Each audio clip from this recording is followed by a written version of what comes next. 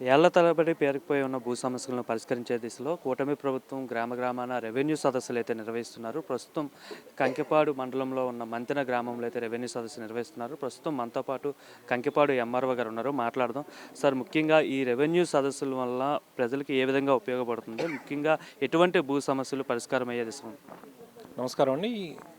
ఈ రెవెన్యూ సదస్సుల్లో ప్రజలందరూ సర్వే నిమిత్తం తమ భూమి సర్వే చేయమని, తమ భూమి రికార్డులో ఉన్న నెంబర్లు సరి నెంబర్ సరిచూడాల్సిన అవసరం ఉందని చెప్పి, తర్వాత తమ భూమి ఎంజాయ్మెంట్ పొజిషన్ చూపించమని చెప్పి, భూమి మార్పుల కోసం వారసత్వంగా వచ్చిన వాటిని మా ఎప్పటి నుంచో వారసత్వంగా ఉన్న భూములు మా పేర్లు మార్పు కోసం అర్జీలు ఎక్కువగా పెడుతున్నారండి.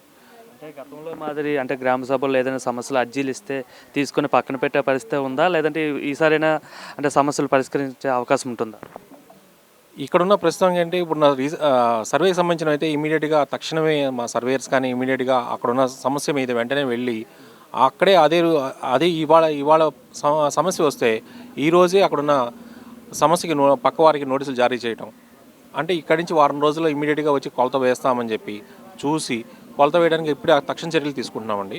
మ్యూటేషన్ ప్రొసీజర్ అంటే 21 రోజులు పడుతుంది కాబట్టి వాటి వెంటనే ఇక్కడే అర్జీ తీసుకుని ఫ్రీ ఆఫ్ కాస్ట్ ఎటువంటి ఛార్జ్ రుసుము వసూలు చేయకుండా ఇమీడియట్గా ఇక్కడే ప్రాసెస్ స్టార్ట్ చేస్తున్నాం.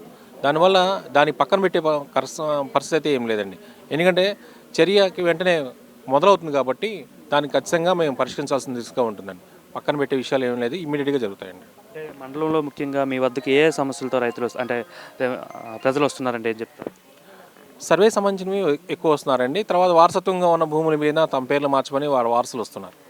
అంటే ప్రజలకు ఏం చెప్తారు? ఈ ప్రోగ్రామ్ని ఏ విధంగా ఉపయోగించుకోమని మీరు చెప్తారు? దీనివల్ల వాళ్ళకి ఎప్పుడైనా వాళ్ళ భూమి ఉందా లేదా చూసుకోవడానికి, లేదంటే వాళ్ళ దగ్గరే ఉంది కాబట్టి అడంగలు చూసుకోవడానికి, వాళ్ళ భూమి యొక్క స్థితిగతులు చూసుకోవడానికి, అడంగలు చెక్ చేసుకోవడానికి, సర్వే సంబంధించిన వాళ్ళు కరెక్ట్గా ఉన్న ఎంజాయ్మెంట్లో ఉన్నారా లేదా చూసుకోవడానికి ఇది చాలా ఉపయోగపడుతుందని ఉద్దేశం నాకు. సార్, ఏంటి సార్, మీ గ్రామంలో ఈరోజు రెవెన్యూ సదస్సు పెట్టడం జరిగింది కదా సార్? ఈ రెవెన్యూ సదస్సు పెట్టడం వల్ల మీ గ్రామంకి ఉన్న వాళ్ళకి ఎటువంటి యూజ్ ఉంది? ఎటువంటి సమస్యలు వస్తున్నాయి? రెవెన్యూ సమస్య అయితే బాగుందండి. మా ఊళ్ళో అయితే సమస్య ఉంది. అంత గత ప్రభుత్వంలో కూడా ఏం చేయలే. మరి గవర్నమెంట్లో మరి చాలామంది వచ్చి చూపించుకుంటున్నారు. అట్టగే ఎంఆర్ఓ గారు కూడా దాని సాధ్యం వరకు సాల్వ్ చేస్తున్నారు. ఏమైనా ఉంటే పంపిస్తున్నారు. కొన్ని మా ఊరికి జనాభారం లింక్ ఉంది. రేపు జగన్నాథపురం పెడతాం, కొంతమందిని వాటి రమ్మంటున్నారు. అది అంటే ఇంతకుముందు ఎప్పుడైనా ఇలా పెట్టారా సార్? ఇలా సమస్యలు ఊర్లోనే గ్రామంలోనే రెవెన్యూ సదస్సు పెట్టి సమస్యలు పరిష్కరించే దిశగా ఏమైనా చేశారా అది ప్రభుత్వంలో?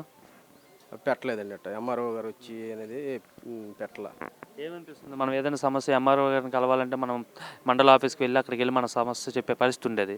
అలాంటిది ఊర్లోనే ఒక మీటింగ్ కండక్ట్ చేసి అధికారులందరినీ ఇక్కడే కూర్చుని పెట్టి తక్షణమే సమస్యలు పరిష్కరించే దిశగా ఈ ప్రయత్నం చేస్తున్నారు కదా. అది బాగా రెస్పాన్సిబిలిటీ చాలా బాగుందండి. ఇది ఎప్పుడు మరి గత ప్రభుత్వంలో కూడా చేయలేదు.